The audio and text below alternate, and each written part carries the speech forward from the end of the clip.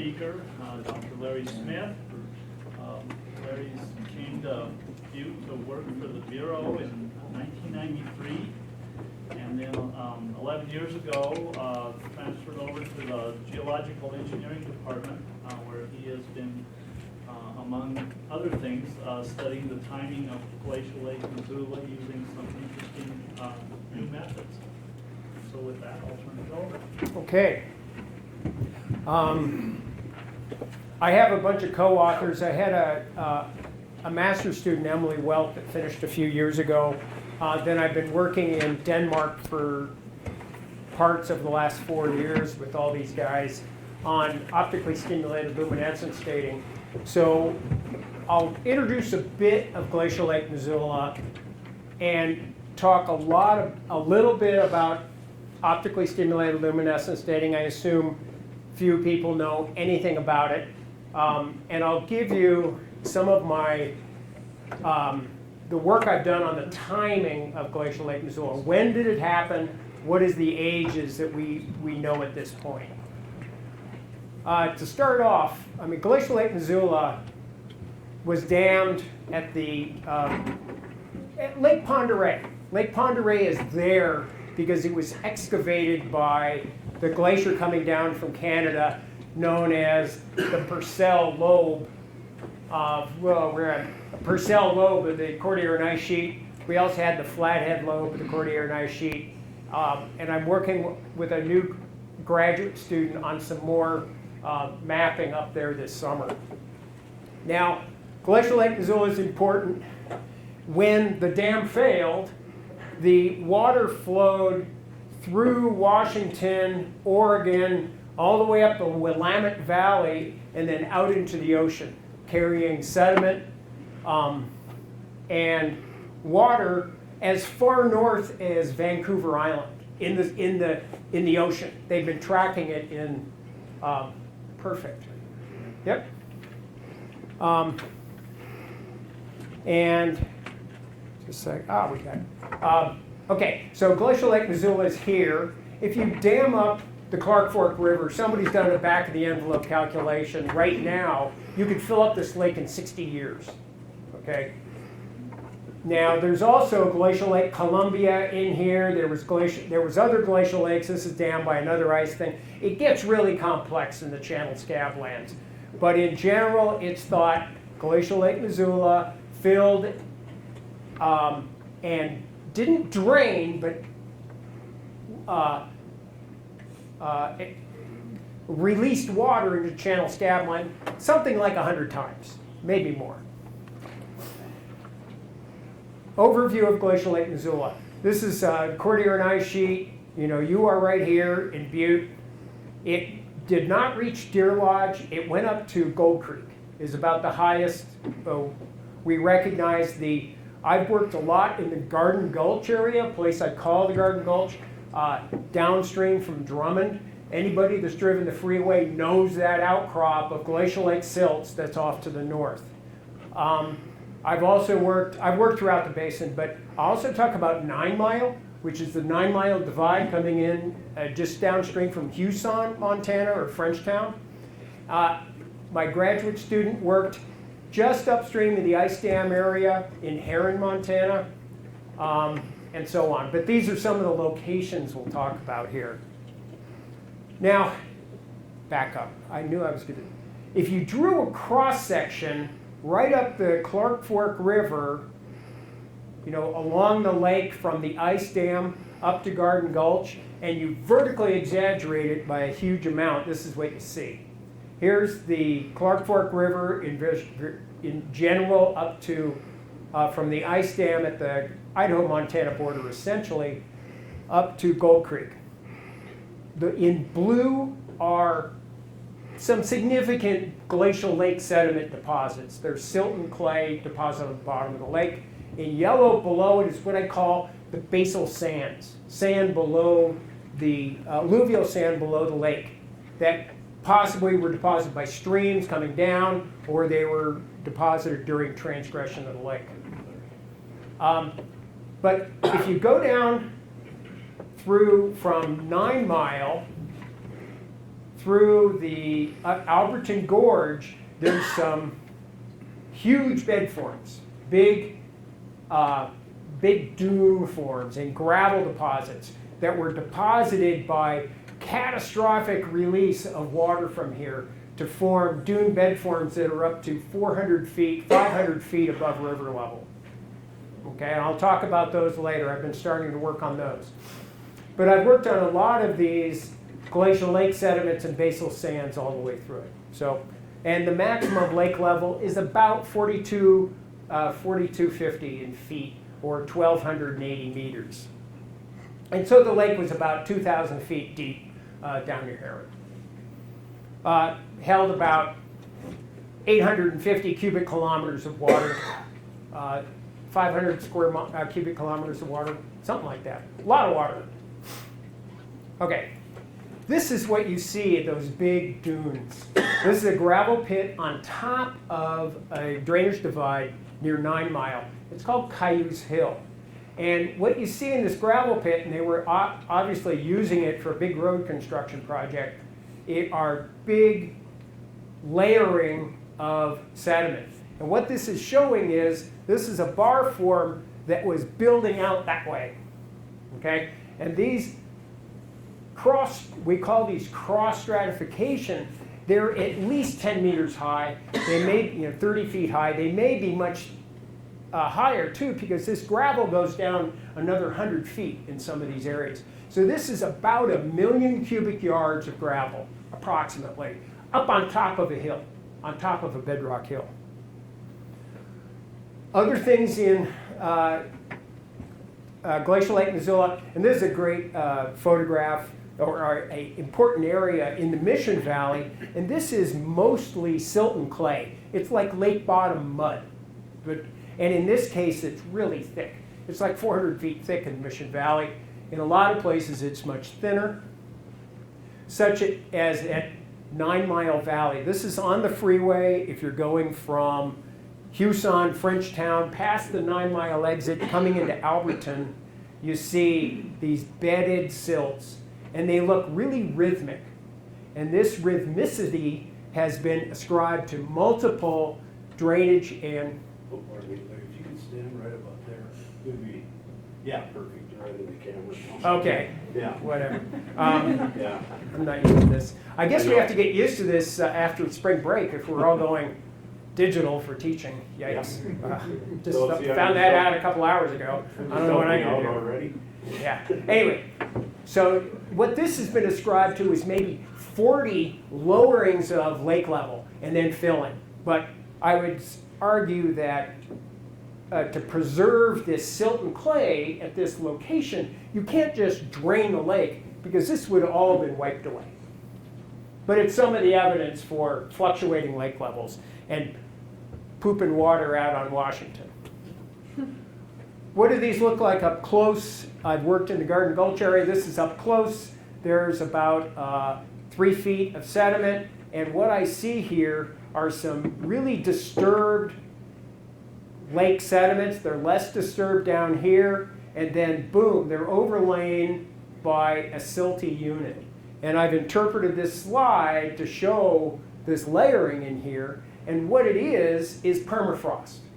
That you had disturbance of these lake sediments by freezing and thawing for maybe a few years, don't really know how long, and then sand was incorporated into these V-shaped fractures into the lake sediments, clearly showing the lake level dropped.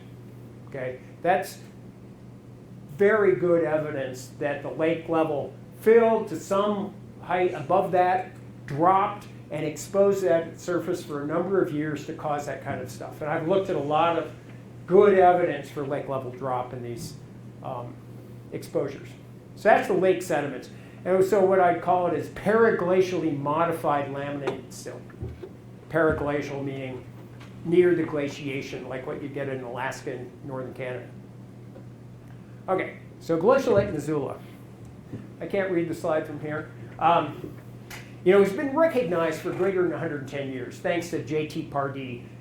Probably recognized it around 1900. The shorelines at Missoula are classic, above the university. I don't have a picture of that.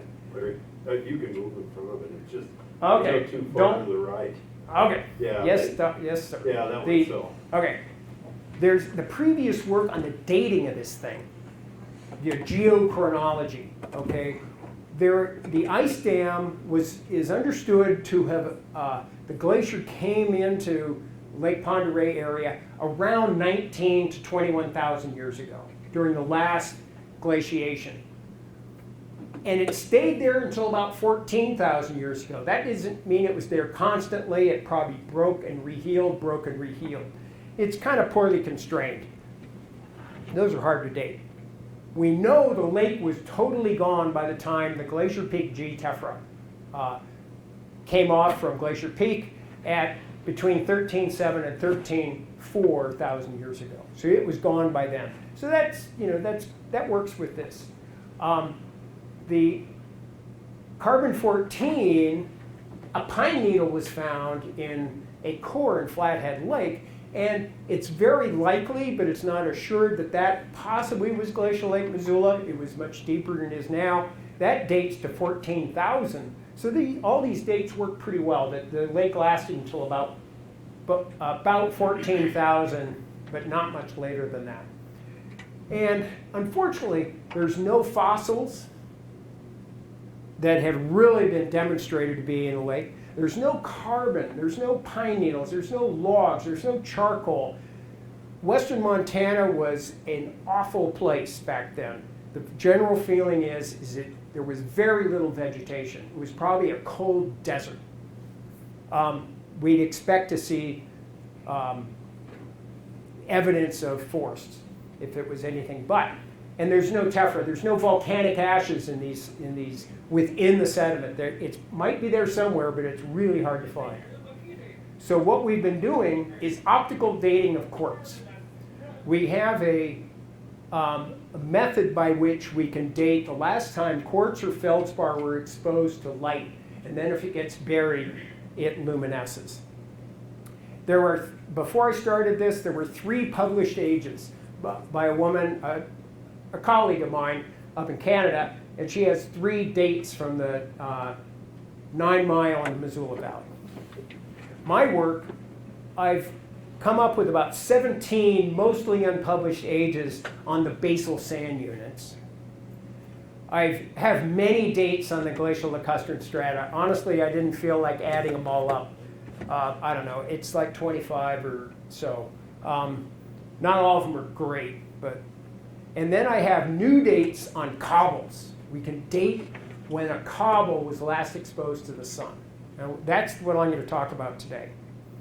Unfortunately, my conclusions are kind of wishy-washy.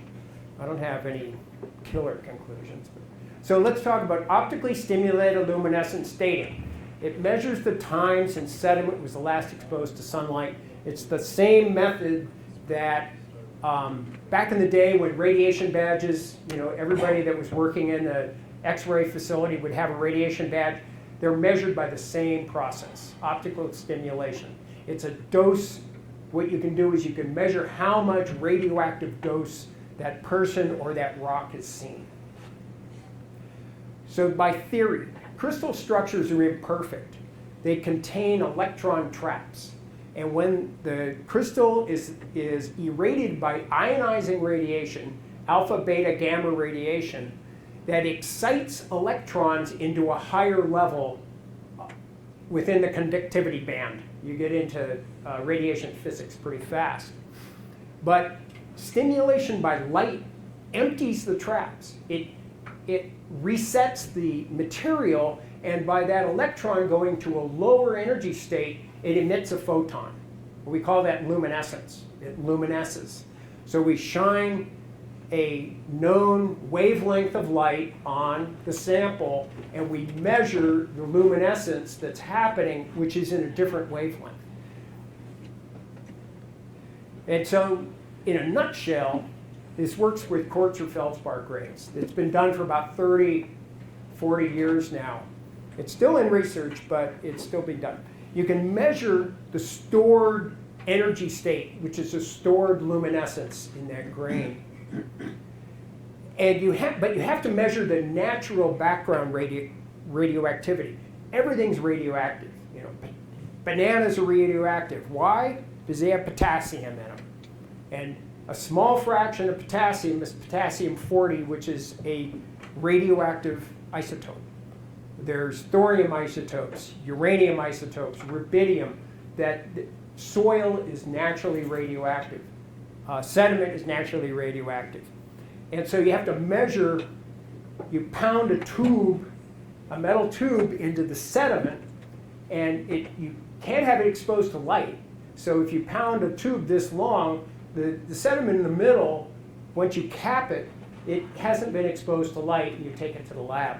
But you also have to sample for the natural radiation. And you simply get the age by a ratio of the amount of luminescence divided by the radioactivity of the sediment. Because the luminescence builds up over time by radiation damage. And so that's a function of time and a function of how radioactive the sediment is. So if you can back out how radioactive the sediment is, you can measure, by measuring the luminescence, you can get an age. And we happen to live in Montana, which is pretty radioactive. We've got a lot of granite, we've got a lot of gneisses. We are a hot state, which is good. So, overview of methods. There's two methods I'll talk about, one for sediment and one for rock. This is the sediment one. You bring the sample tubes to the laboratory. You go into a photographic darkroom. It's not pitch black, it's just like a black and white photographic darkroom. And you sieve it to 180 to 250 microns, which is like fine-grained sand. You treat it with hydrochloric acid, hydrogen peroxide, to clean out carbonates and stuff and organic material. You separate the potassium feldspar from the quartz with heavy liquids, because you want to look at the quartz separate from the feldspar. And the heavy liquids we use these days are not going to kill you like back when I was in college. They were really bad. Then you treat the quartz with 40% hydrofluoric acid. That's scary. That's dangerous stuff. And so only the lab experts do that. They don't let us visiting scientists do this. And that etches the exterior of the quartz. You want to take out the exterior. I'm not going to go into why. But it also dissolves away any potassium feldspar that you might have in there, because you really want to separate potassium feldspar and quartz because they have a different luminescence characteristics. And then you check for the potassium feldspar luminescence with purity tests. You run it through and say, oh, it's still got potassium feldspar in it. And then you treat it again with HF until the little sand grain's all gone. You don't want to do that. And you run multiple aliquots in the reader. So you've got, let's say, 100 grams of sample. You divide it into 24 little discs, and you measure each disc, and you have to use statistics to come up with the luminescence measurements. You do that in these machines. I took these pictures because I did this work myself in the reader room when I turned the lights on, after the run. And these are like the little discs that have just one layer of sand grains in the bottom of them. And there were 24 in this wheel. That might be 3 samples, 4 samples. And these readers have a beta source. You have to irradiate the machine. It does all this stuff automatically. And you program the computer and you let it run for a day, 2, 3, 4. It takes to do this. And so what you get is a OSL, optically stimulated luminescence, counts of light per 0.16 seconds. Okay, this happens to be the graph. So there's a signal curve that drops really radically, measured in seconds. You treat it for about 40 seconds. And what you're looking for is this really fast component it comes off really fast from quartz. It's a fast component of luminescence. And that shows it's quartz. That's good. You've got noise, and we use a background. The first 0.16 seconds is your signal. After that is the background, and we subtract the background from signal to get a signal-to-noise ratio. And so you measure the natural signal, and you subtract out the background. And then what you do is that sample, you take that same little disk, that's every one of those disks, and you give it a set amount of radiation. So each disk gets irradiated and then cleaned, radiated, then cleaned, radiated, and cleaned. This had 4. One right at zero radiation, some amount of radiation, a little more, and a lot more. And so you develop a calibration curve for every one of those little disks. Everything's different, so you calibrate, and then you calibrate every bit, and then this is that natural signal. And this is a normalized curve of that signal, and from that you get the equivalent dose of natural signal. So that's a measurement of how bright that sample happened to be. So it's very tedious. For 24 of those, you're going through every one of those steps. This is why it takes days to run these in a machine that costs about $100,000. Okay, that's what we call equivalent dose. It's not really the dose it got, because the dose it got was from beta and gamma radiation. Here we're just using beta radiation. So that's why it's called equivalent. Then you got to measure the dose rate, how radioactive is the sediment. And I did 2 for each. And you prepare like 250 grams of sediment, you crush it up in a mill made by a mining company. And I used it from within the sample tube, and then but also the area around the sample, because it's getting radiation from about 30 centimeters away over the last 10,000 years. And you put them in wax cups. I made these wax cups, and then we use a high precision gamma spectroscopy. And gamma spectroscopy is really handy because each different radioactive isotope is different on the spectra of gamma. And you can say how much potassium, how much rubidium, how much of each of the isotopes. It's a very elegant way to do this. And the man that came up with this method was one of my co-authors, and he came up with this method back in the mid-70s. He hasn't retired yet. He's a good Scot.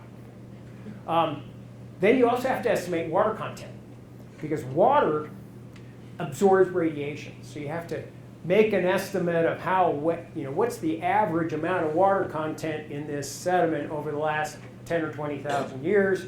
It's a big guess.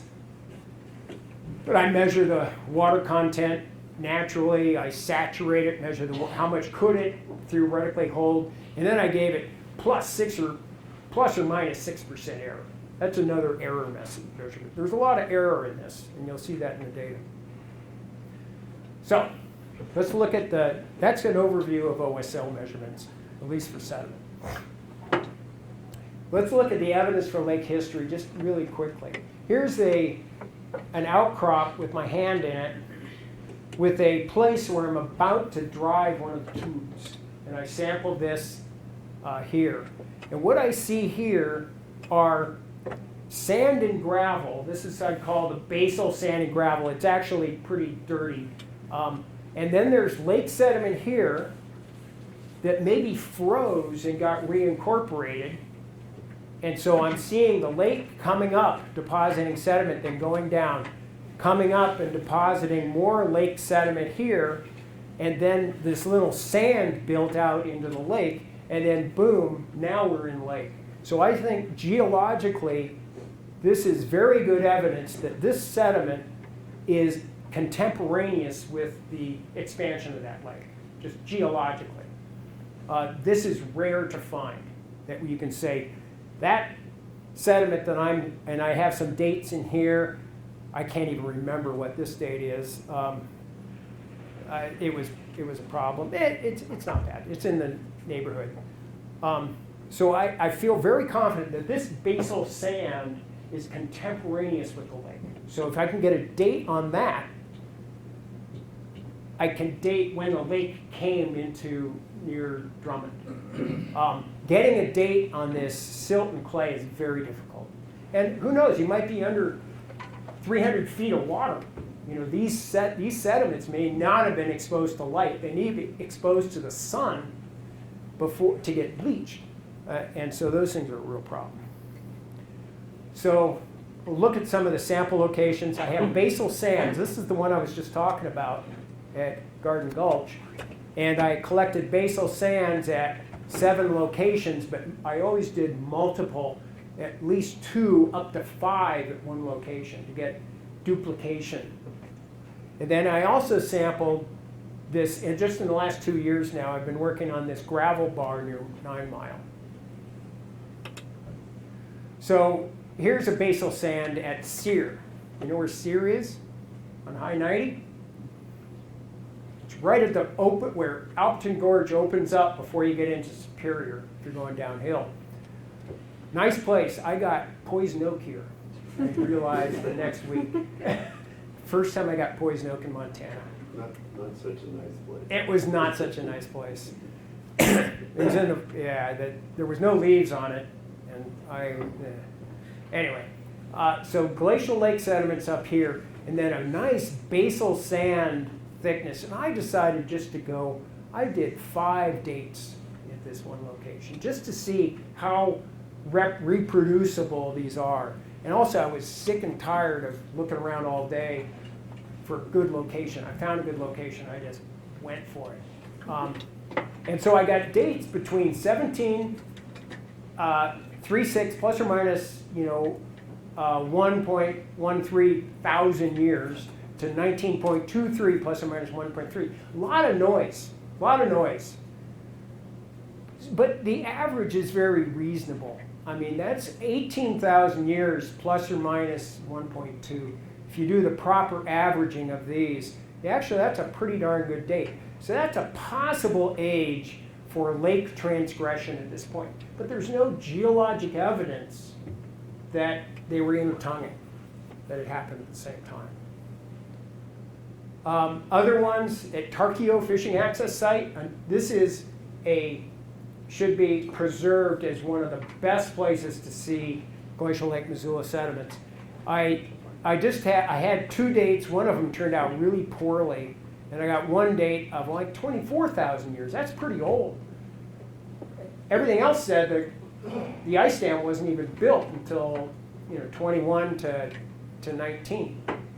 But what you see here are lake sediments, and then down below are cross-stratified gravels. When you're out there in the field, you see these big dune deposits that indicate this was a catastrophic flood deposit, and then the lake came back and deposited these sediments that got preserved. So there was no big catastrophic flood after that, because these things would just be ripped up and eroded.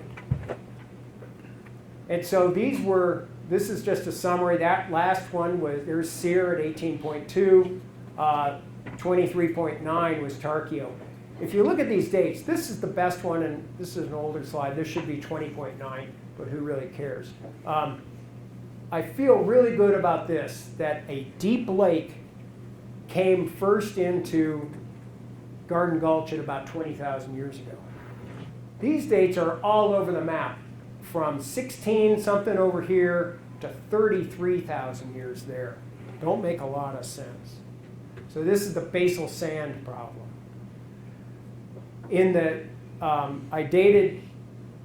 I've got 11 or 12 or 13 or 15, I can't remember how many, dates in this section where there is ice wedge casts of periglacial permafrost happening.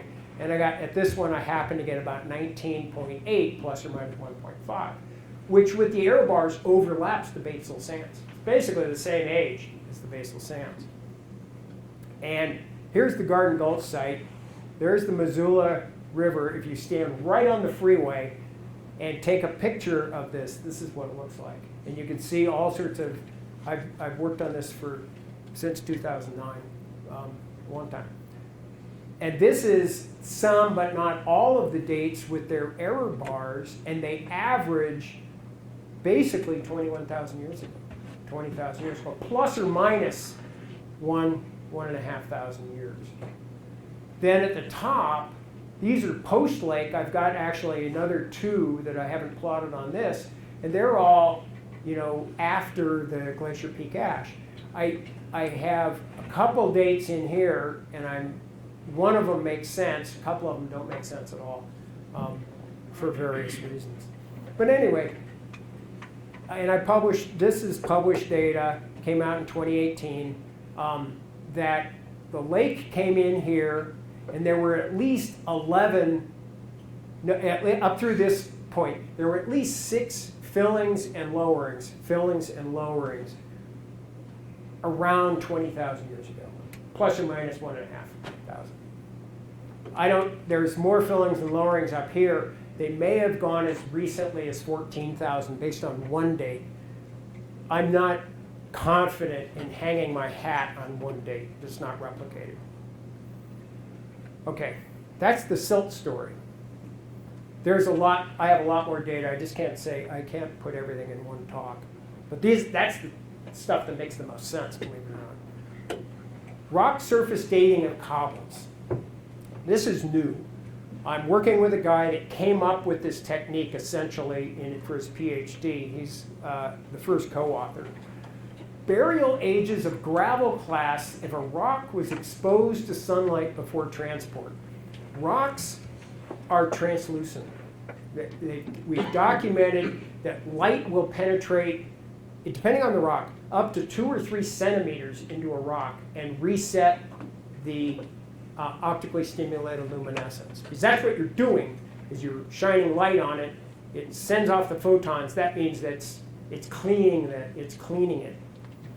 We call it bleaching. Light penetrates in the cast, bleaches the luminescence of the quartz, and both quartz and feldspar, we use different techniques for the luminescence. But upon burial, if you bury that rock, then it starts to gain the luminescence back with natural radiation. And I'll show you how we measure that. And what this means is deposits of high energy flow can be dated. Flash floods, we can get flood records based on the gravels. As a geologist, if you're looking at geologic hazards like flood hazards, we're usually dependent on finding coal or wood or something. If we can date the class, we can get flood hazards better back into the geologic time. So the place I worked with is this quarry on top of the Cayuse Hill. Okay, this is a Google Earth image showing Glacial Lake Missoula at its maximum height, and then rock and such. And this is the 9 Mile Valley coming in. Huson's in here, and Frenchtown is right over here. Alberton's to the left. You look at in a side view in Google Earth, the hill is 500 feet above the river. Okay, this gravel quarry, which was just opened not that long ago, I didn't know anything about it when I was doing the mapping out here. Really nice guys that own it. It has almost 1 million cubic yards of gravel on top, 500 feet above the river. How did that gravel get there? And it got there by massive floods of draining Glacial Lake Missoula, making these huge crossbeds. Now, when that gravel was deposited, the 9 Mile section I showed you actually is right on the freeway, but it's right in here. All of that would have been eroded. That's down low near the creek.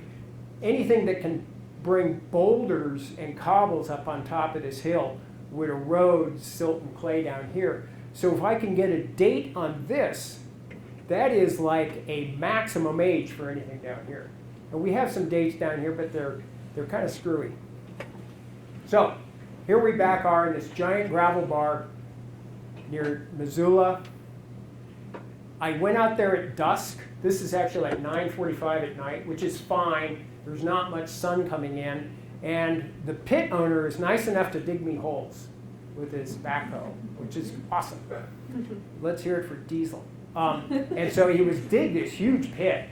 And I went and got 15 cobbles out of it. And he says, people leave here in trucks, not in little trash bags of cobbles. You know, I brought 45 cobbles all the way to Denmark. Cost me over $1,500 to ship those darn things.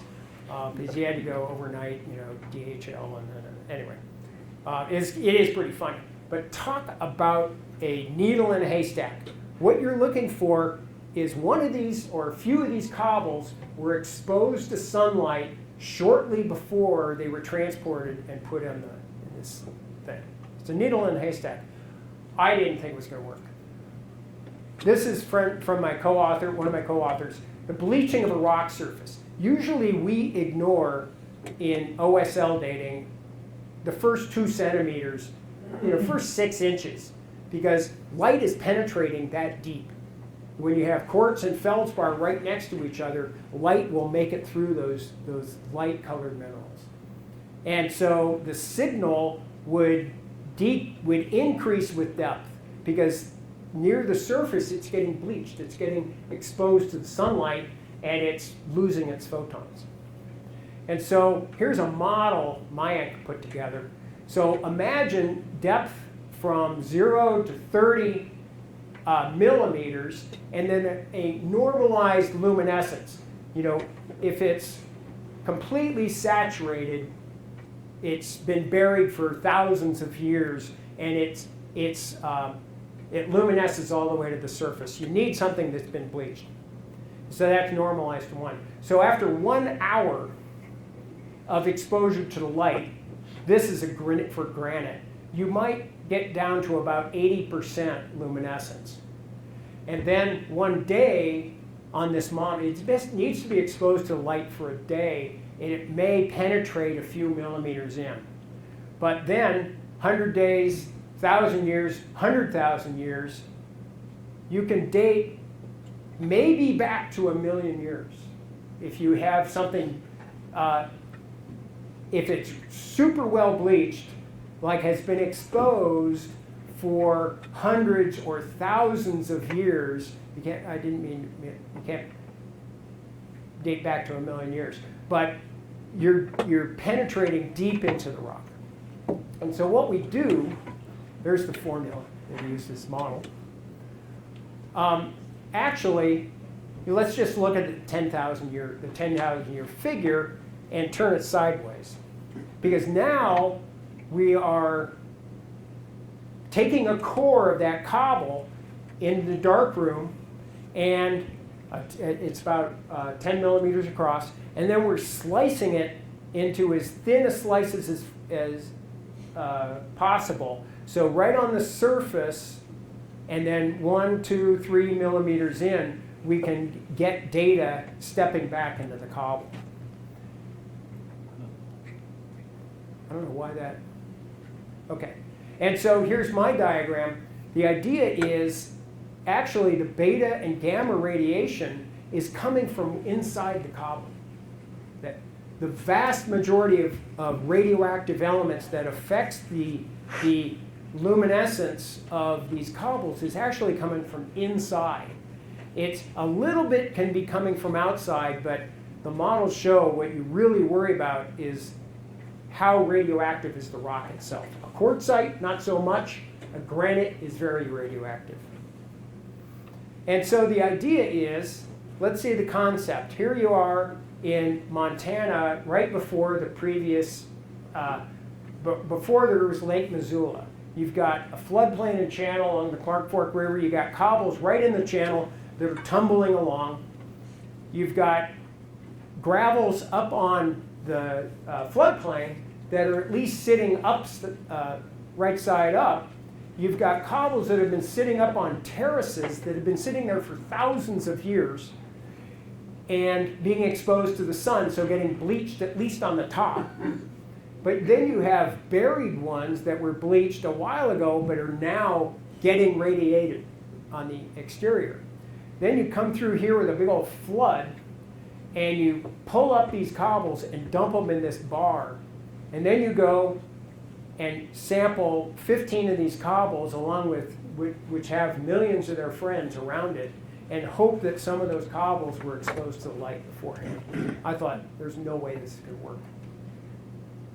But I spent 6 weeks in the lab and showed it did work. And what you do in the lab, again, I turn on the lights. You do this in a dark room. I've got my little cobble here that I poked a lot of holes in. I'm drilling with a water bit and a diamond core and drilling a whole bunch of holes. Then you slice it up on one of these isomet saws that has a $300 blade on it that I brought with me that you can slice very accurately into really thin little slices. And then each of those slices were sized so they fit in those wheels. And you just run it like sediment. And I'm getting actually near the end here, and I know I'm going long. It was successful. I successfully dated multiple rocks. I'll show you, what you expect. So here's that same diagram, similar diagram, with a normalized luminescence. Okay, normalized, and for instance, at time 0, it's buried. It hasn't been exposed. It has the same luminescence all the way from inside of the rock to the surface. That's time 1. But then, let's say it gets exposed to the light, and it bleaches at the surface and exposed to light for years in this case. And so what you'll see if you sampled this, you would get 0 luminescence on the exterior, and then you go inside the rock, you would eventually go to saturation. It saturates at some point. And we look at this curve if there's any bumps in the curve. Let's say then this same cobble gets exposed but then gets buried again. That surface will start to get radiation damage, and it'll build up its luminescence character. So you can now measure luminescence on the exterior. And it's a function of time, how much, what the original saturation was, detrapping rate, which is physics, light attenuation, how dark how much light can pass through that particular rock type, and then depth within the rock. And so here's my data. I measured 38 rocks, and I didn't really mention that I showed the rocks to be oblate. I chose rocks that kind of look like that from the side, and that from the top. Why would I do that? I didn't want to find round ones. Surface area? It's more likely to be one side. They're more likely to sit on one side or the other side. And so what I would do is I'd take rock, and I called it rock number 1. I didn't care what it was. And I took a core from that side, I took a core from that side, sliced them up, and just saw if there was a profile of anything. And that's why I did oblate rocks. Okay. And so 38 of them were oblate, and I had the time to do this. 24 of them showed no light exposure. They were ripped up from deep within. They were excavated during the flood, and they must not have been exposed to the light, because in the flood they're not exposed to the light enough to really get bleached while they're in transport. But 11 of the 38 had limited light exposure. The surface showed that it was bleached, but we don't know from just one data point, was that only partially bleached? It wasn't exposed long enough to really build up a signal. And so if you had one data point, you really can't do anything with it. But I had 3 rocks that had multiple points, multiple slices that had luminescence value near the surfaces. So 3 out of the 38 were my buddies. And this one even showed kind of an intermediate. You get a pretty good view of that curve. And so the luminescence we really care about is on this about 2.5 or 3, whatever those numbers mean. And then from that, we can use that as the estimated dose. And we can get a date. And we've got dates on them. And so once we found the one rock a couple rocks that had decent character, I turned them into Swiss cheese and got as many cores as possible out of them to get statistics. And my favorite rock number 4, which is a fine-grained feldspathic sandstone, they're both fine-grained feldspathic sandy siltstone, I got 13 cores, and this was a very good grouping. This is just a histogram showing the range in statistics, and we use this to get residual mean error to get at the error in the dates. Interestingly, they both had about the same amount of luminescence characteristic. I thought, wow, we've got 2 data points that might give us the same age. Wouldn't that be nice? It's not the way it worked out. Okay, I won't go through this correction, but what I did, then I had to crush the rock. I saved a little bit to make a thin section. I crushed the rock to get the dose rate. How radioactive is that rock? They had very different radioactivities. So my friend, rock number 4, gave me 14.8 plus or minus 2, which is a good age. That's at least in the time of Glacial Lake Missoula. Rock number 3 was not as radioactive. And so even with the same amount of luminescence, you get an older age. I won't even talk about this correction. It's too much. But 24.5 plus or minus 4. So this is like pre-glacial. So this rock, my bet is this rock was buried for a little while and then was transported. But it wasn't buried for a very long time. Whereas this rock, I am pretty confident was sitting on the surface somewhere and then was transported into that gravel barn. Results. Upon measuring both sides of 38 oblate rocks, I found one rock, I didn't show you the data for this, and it was so good. It showed the same amount of luminescence on both sides. So I could imagine this thing was tumbling and getting exposed to the light and then buried. And I thought, this is going to be a great rock. It gave me a date of 60,000 years ago. So I dated fluvial action on Clar Fork River 60,000 years ago, which is a long time. So then it got buried, and then it got ripped up. And then bleached on one side, I didn't show you this one, was pretty crummy. I got about 45,000 years, then that one with 24, and that one with 14. So 7 weeks in the lab. These are my results. So the youngest date is consistent with the age of Glacial Lake Missoula, and it's still really interesting. The older dates represent pre-glacial alluvium that was eroded during the megaflood.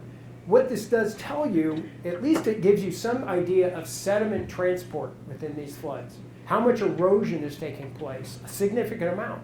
You're eroding something that was deposited 60,000 years ago. So this method that we're trying to write up into a paper is really talking about flash floods. How can you do this to date and understand flash floods better? And you can, I think, if you had 100 rocks, you might get a histogram that has hopefully a lot of rocks young and then a number of rocks older. It gives you an idea of what is being ripped up in that flood. Was it buried or not? Two summary slides and one conclusion. The deep lakes filled many times to about 21,000 years ago. Here's the cross section from Garden Gulch all the way down to the ice dam. And so to get, what I'm trying to show is time in this direction, and there's my error bars. And this, we know that there were deep lakes here, and they may have lasted, they may have lasted one, may have been as young. but most of them are old. Most of them were right around 20,000 years ago. The sear age may or may not date the transgression of that lake coming up there. I now, ever since doing the gravel study, I have to revise this diagram. I did this for an earlier talk. Basal sand ages show erosion in many areas. Some of this stuff was very old, so there's a lot of erosion in the corridor, which makes perfect sense. The 14.8 cobble shows a late lake that must have drained catastrophically. Okay, if it drained at, let's say, 16,000 years, this had to have been eroded. So that suggests to me now that the sear was an erosion surface, that the lake didn't come in there at 18,000. It's just not possible. Preservation of silty glacial lake deposits at lower elevations show the last lake, the very last lake, drained non-catastrophically. My student in here sees silty deposits right next to the ice dam.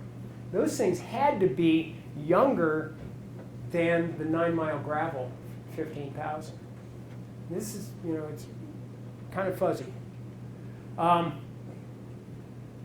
And summary number 2, sparse interfingering of basal sediment with glacial lake shows you, geologically, you can relate those two units. And that only occurs in one location, unfortunately. Glacier Peak tephra is still the best measure of when the lake was no longer around when that thing went off. We got a lot of evidence for that. The highest deep lake site, the lake rose and fell maybe 11 times between 20.4. I've got one date at about 13.4. Again, it's just one date. I don't feel good about one date. Maybe somewhere between 13 and 19. But the basal edges are really difficult to interpret. I'm less confident I can do much with them right now, but that one class stage dates a late megaflood, really suggesting maybe it did fill up the sear, around this time, and then all those silt sediments down there have to be younger than that one lake. Again, it's only one date. I mean, I feel better if I have multiple ages, so it's not ready to go to the hilltop and scream that.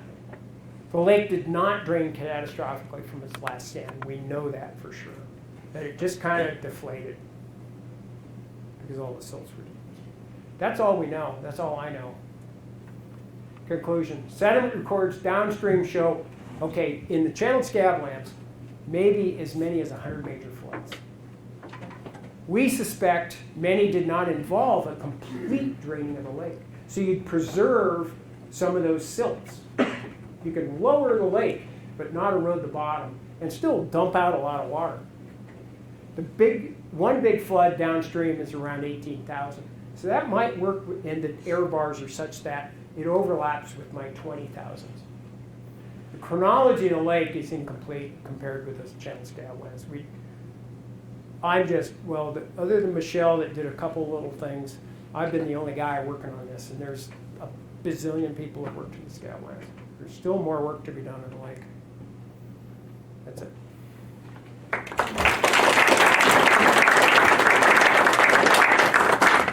A little long. Katie. So at your Garden Gulch section where you said there's the age dates suggested filled multiple times. Yeah. Is there sedimentological evidence in that section?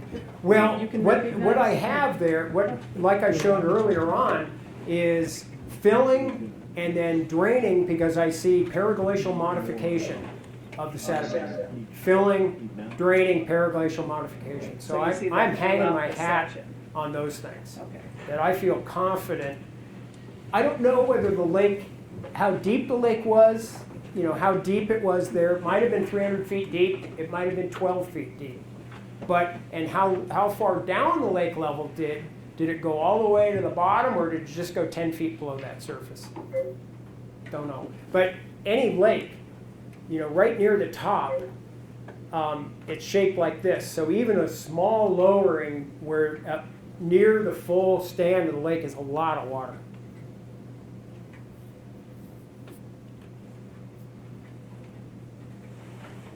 Bev? So Larry, I'm thinking about those fat pancake cobbles. I mean, I'll call them fat pancakes because they're thicker Right. than regular pancakes. They turned into fat pancakes before they got taken away from where they were before, right? Yep. They got flushed down the stream and then got dropped out In the big bar? in that big bar. Yep. How did they turn into flat pancakes before they were buried wherever they were before? They're sedimentary rocks. So the rocks tend to break along bedding boundaries, and then they are fractured, and so they're all belt metasedimentary rocks. None of them were granites, and so they tend to make oblate clasts. So they're all They did not. billion-year-old. What? They're all billion-year-old rocks. Oh yeah, they're billion-year-old rocks, and those things, to get them, this is another, get them up on top of the hill when the valley's here, and then you deposit these rocks up on top of there. They didn't bounce along the bottom to get there. They were carried in suspension to there, so they didn't beat themselves up against each other. And this is kind of important. Those currents were so dramatic, it would take boulders this size and just carry them in suspension. You wouldn't want to You wouldn't want to be be near loading that. at the same time. It's moving. Um,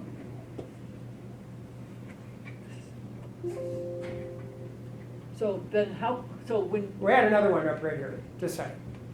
So with this huge amount of water, there's got to be a lot of sediment in there. Does the sediment in the water aid in lifting and carrying all of this bed load, if you want to call it that? It's all suspended load. Okay. The density, the effective density of the water does go up. So given velocity, given turbulence, the density is a factor in Carry sediment bigger and suspension. heavier stuff. I don't know what the sediment density is. I mean, it's impossible to say. But instead of being 1.0 grams per cubic centimeter, it might be 1.05 or 1.1 maybe. But you didn't have a lot of fine sediment in Montana to really make it a muddy slurry. If anything, you had sand. Down in channeled scablands, they've done this kind of thing. It may be 15% sediment because you have all that silt, all in the pools. Bev? so your friend with the backhoe Yeah. dug you a nice hole, and then you got these cobbles out of it, or Yep. out of the walls of it, or something. Yep. How close were they together? I mean, were they all friends, or did they all get I disturbed would sample about an area about like this and then turn around to the other side of the pit and about the same. And there was no sand in between them. I mean, it's all cobbles. And I'd wrap each in tinfoil, put them in a black plastic bag, put them in a box, and DHL it the next day. $1,100 that last box cost. I got to figure out a better way to ship. I'm going to put them on a boat next time, and if they get lost, I'll just go get more.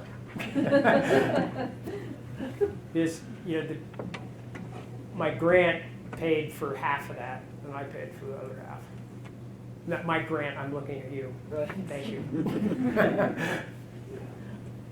You said 21,000 for shipping? No. $1,100. Last box of rocks was $1,100. Oh, okay. Got there in 4 days. Yeah. Took me another couple weeks to get there. There's great potential for this technique. There's a handful of labs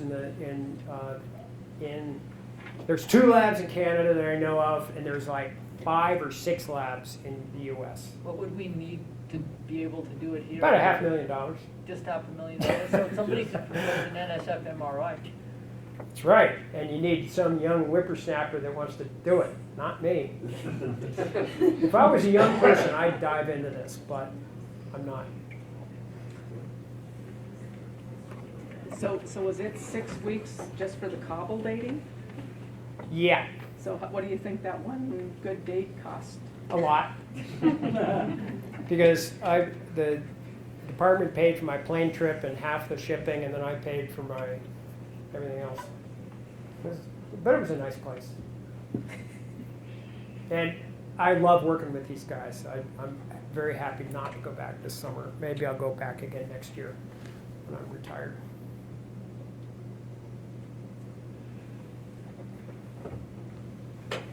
But that's about it. Thank you.